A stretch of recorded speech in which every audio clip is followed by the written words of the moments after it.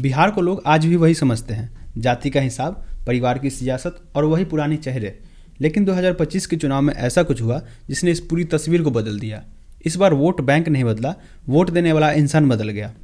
वो महिला जो पहले घर पे दिखती थी अब सीधे बूथ पर जाकर खड़ी हो गई। वो ईबीसी परिवार जिससे पहले कोई खास ताकत नहीं माना जाता था, इस बार अपनी वोट की कीमत समझ गया। और बिहार की राजनीति जिसे लोग सालों से प्रिडिक्टेबल कहते आए थे, पहली बार सच में अनप्रिडिक्टेबल हो गई।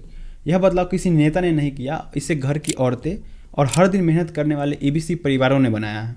2025 का चुनाव किसी आम चुनाव जैसा नहीं था, यह पूरा पॉलिटिकल रीसेट था। 3 दशक पुरानी एमवाई पॉलिटिक्स, जिसे मुस्लिम यादव पॉलिटिक्स कहते हैं, पहली बार खुलकर कमजोर पड़ी और सामने एक नया एक्सिस बना, एमई मतलब महिला और ईबीसी। और यह कोई स्लोगन नहीं है, यह वोटर्स टर्नआउट का साफ डेटा है। महिलाओं ने पुरुषों से 10% ज़्यादा वोट डाले और इतना बड़ा जेंडर शिफ्ट पूरा माहौल पलट सकता है। देखिए, टर्नआउट खुद नहीं बढ़ता, इसके पीछे 2 चीज़ें काम करती है, पहली डिलीवरी और दूसरी क्रेडिबिलिटी।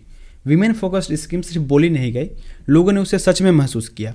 ग्रामीण पटना में महिलाओं की लंबी लाइनें सिर्फ सहयोग नहीं था, पहली बार महिलाओं को साफ भरोसा था कि जिस मदद ने घर पहुंचकर असर दिखाया, वोट उसी पर जाना है। एक शब्द में कहे ना तो ये नीतीश कुमार की जीत नहीं, ये बिहार की महिलाओं की जीत है। दादी ने बोला कि मेरे बेटे से मुझे 100 रुपए नसीब नहीं हो रहे हैं और नीतीश कुमार मुझे 1100 रुपए महीना दे रहे हैं, तो मेरे बेटे से बढ़ के हुए वो, तो मेरा वोट हमेशा उन्हीं को जाएगा। और यहीं से महागठबंधन की डाउनफॉल शुरू हो गई। वादे बड़े थे, लेकिन उनका तरीका, टाइमलाइन और पैसा कहाँ से आएगा, इसकी कोई साफ बात नहीं थी।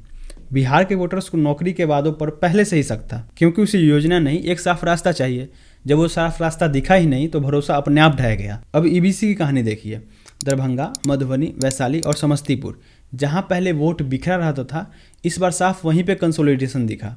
नाई, तेली, पासवान और डोम, ये ग्रुप पहली बार एक तरफ टिके रहे। इसका कारण सिंपल था, गांव स्तर की योजनाएं, छोटी मोटी मदद और लोकल लीडर्स की पकड़। नॉर्थ बिहार में महिलाओं का टर्नआउट भी तेज था और ईबीसी का झुकाव भी दिखा।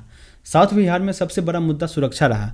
बाढ़ग्रस्त नॉर्थ बिहार में लोगों का वोट ज़्यादा डेली की जरूरतों पर टिका था, जबकि ईस्ट बिहार में वादों से ज़्यादा स्थिरता वाली सोच दिखी। यानी एमई वेव किसी एक जिले या इलाके की बात नहीं थी, पूरा बिहार अलग अलग वजहों से उसी दिशा में बह गया। यूथ का मूड 2 तरफ खींच रहा था, नौकरी की टेंशन और सुरक्षा का डर। लेकिन वोट डालते समय सुरक्षा भारी पड़ा। ग्राउंड पर भी लोग यही बोल रहे थे, रोजगार मिले ना मिले, बस डर वापस ना आए। वीमेन वोट सिर्फ पैसे या स्कीम से नहीं आया, घर की सुरक्षा, शांति और शराबबंदी की वजह से भी आया। पहली बार महिलाएं खुद फैसला लेने वाली बनी, सिर्फ परिवार के साथ वोट डालने नहीं गई।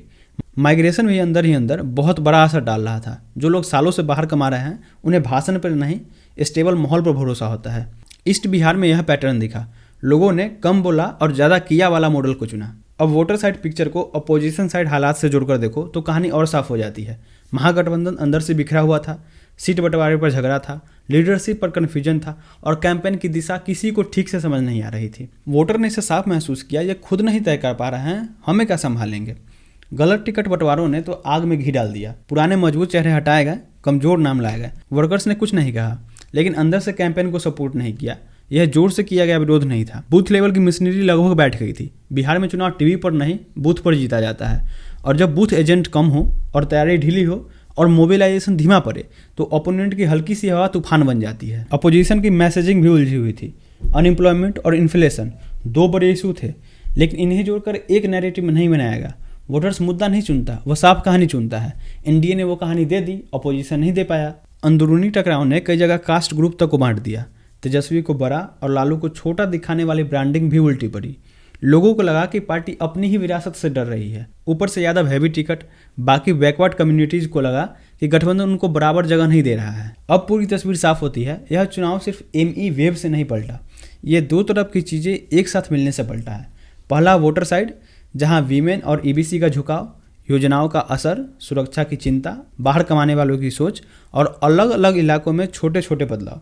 दूसरा अपोजिशन साइड, जहां क्रेडिबिलिटी गिरी, गलत टिकट बांटे गए, बूथ लेवल की तैयारी कमजोर रही, अंदरूनी खींचातानी जारी रही और जातीय संतुलन भी बिगड़ गया। जब एक तरफ राइज हो और दूसरी तरफ गिरावट, तो नतीजा लैंडस्लाइड ही आता है। और 2025 में यही हुआ। 2025 ने बता दिया कि बिहार किसी के इशारों पर चलने वाला राज नहीं है। यहाँ अब सिर्फ एक बात चलती है, जिसका काम दिखेगा वही सत्ता तक जाएगा। और अगर किसी पार्टी को यह नया बिहार समझ में नहीं आया, तो याद रखो, अगला चुनाव भी यही लोग पलट देंगे। महिलाएं, ईबीसी और वो वोटर जिसने पहली बार अपनी ताकत खुद तय की है। अगर ये एनालिसिस आपको समझ आया हो तो चैनल को सब्सक्राइब कर लें और वीडियो को शेयर करें, क्योंकि असली पॉलिटिक्स ज़मीन पे होती है और उसे साफ साफ समझना हम सबकी जिम्मेदारी है। Thank you for watching. मिलते हैं अगले वीडियो में।